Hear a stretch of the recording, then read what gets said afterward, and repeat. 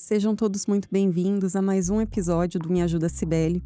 E hoje a gente vai falar dos principais desafios da captação de recursos. Eu tenho observado nos editais que eu tenho trabalhado que esses desafios são os que mais impactam na elaboração da proposta. Então, presta atenção, anota aí, dá um like, compartilha esse vídeo para os seus amigos que escrevem propostas e para quem também vai captar com a Me Ajuda Cibele. Como alinhar os interesses? Primeiro ponto, não adianta o captador montar a proposta sem conversar com as partes interessadas. Então, você vai ter um orçamento.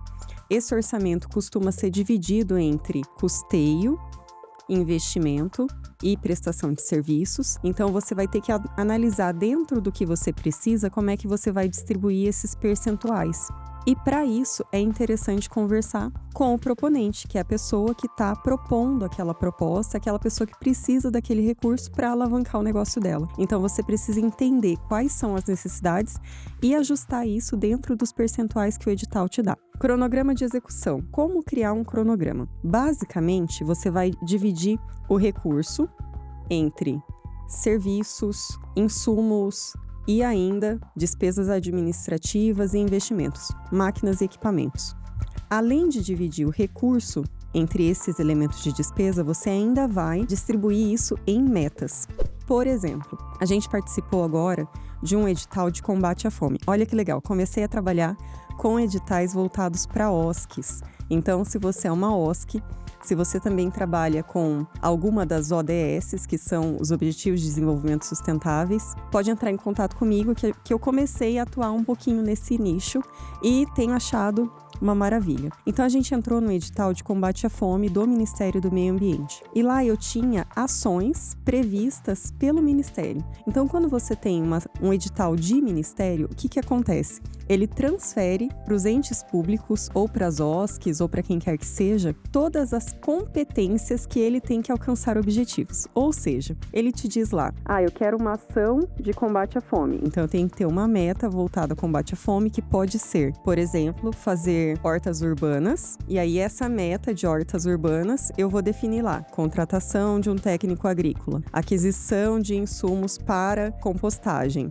aquisição de insumos ou de mudas e sementes. Então, dentro de uma meta, eu vou desmembrando as ações e vou definindo valores e pessoas que estarão vinculadas. Basicamente, para você fazer um cronograma físico-financeiro, você tem que rodar um 5W2H. O que significa? Você vai definir o que vai ser feito, a meta, as etapas, como vão ser feitas, qual o prazo para a execução dessas metas, quem vai fazer essas metas, quanto vai custar, onde vai ser feito, por quê?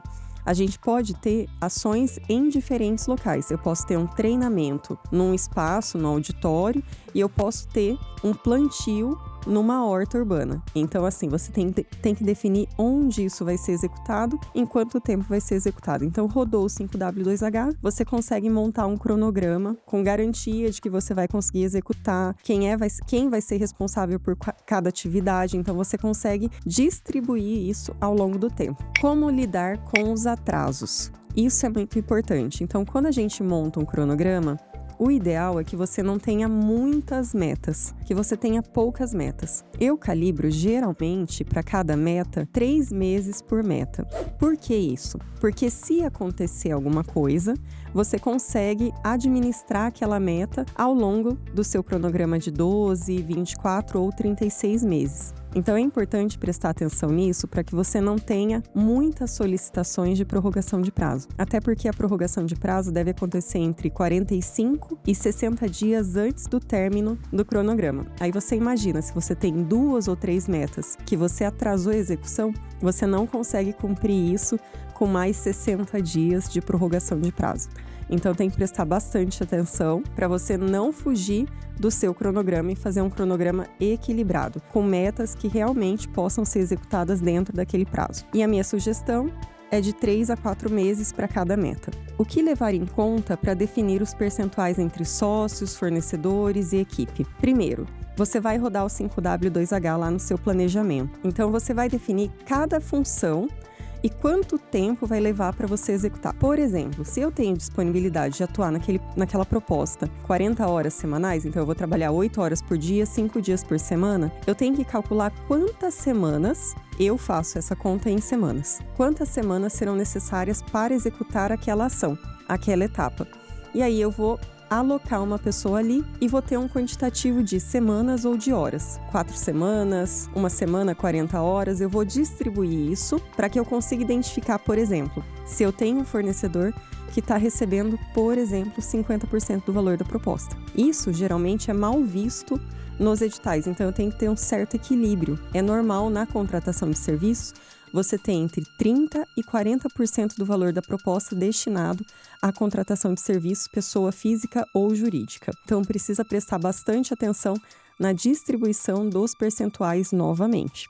Como calcular o faturamento mínimo necessário para cada proposta? Existem propostas que pedem um percentual de contrapartida. Ele varia de 5% a 20% dependendo da proposta. Mas algumas propostas trazem alguns detalhes. Por exemplo, a minha contrapartida não pode representar mais do que 20% do meu faturamento, porque tecnicamente eu estou financiando algo.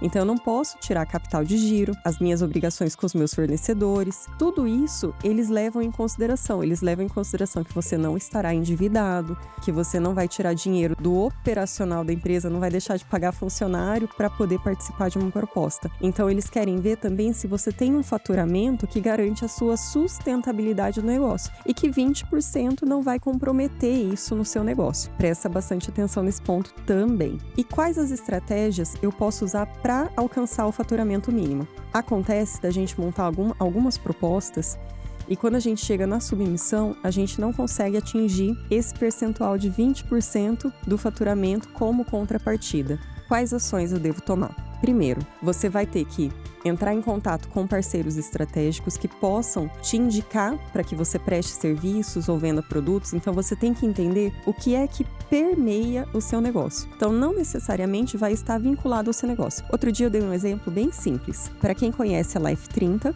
a Life 30 tem 2 ações de promoção. Ela tem um evento chamado Café com Fé, voltado para mulheres, então é feito num domingo de manhã, elas fazem uma oração na academia. O que ali acontece? Elas estão verificando o espaço, os equipamentos, quais os produtos, quem são as pessoas que frequentam a academia. Então ela está fazendo uma divulgação velada do negócio. E o outro evento que ela propõe é a Rota da Saúde, que é um grupo de corrida que corre todo sábado de manhã, 6 horas da manhã. E lá eles também fazem um pré-treino com os personagens que trabalham lá na Life 30 e também divulgam produtos e serviços, massagens, etc.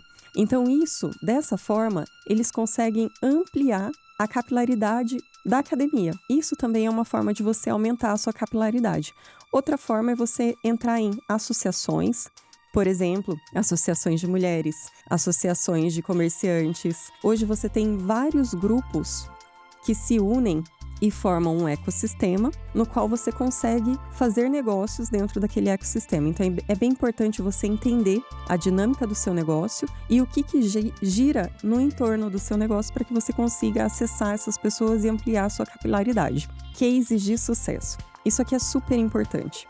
A gente chama de prova social. Quando você tem clientes que tiveram resultado usando o método que você divulga, usando as técnicas que você ensina, usando os produtos e serviços que você vende, é importante que você tenha prova social, que você comprove que alguém que usufruiu dos seus produtos ou serviços, teve o resultado esperado. Então, isso é muito legal também para aumentar a sua capilaridade. Quais são as principais teorias e conceitos usados na captação de recursos? Via de regra, a captação de recursos, quando ela é avaliada por um avaliador, esse avaliador é um professor. Então, eu sempre uso, nas minhas captações, eu uso muito artigo científico. Então, eu escolho lá artigos científicos dentro daquele tema com até 5 anos que eles foram elaborados, porque eu garanto uma informação que foi validada por uma banca, uma informação que foi validada por uma revista, ela foi validada pelos melhores especialistas naquela área. Então eu consigo ter uma informação muito mais precisa e dentro de um contexto do meu avaliador. Eu sempre escrevo pensando em quem é que vai me avaliar e como ele vai me avaliar. Então é bem importante a gente saber disso, entender os requisitos do edital, entender quais são os critérios de pontuação e fazer um discurso em cima disso.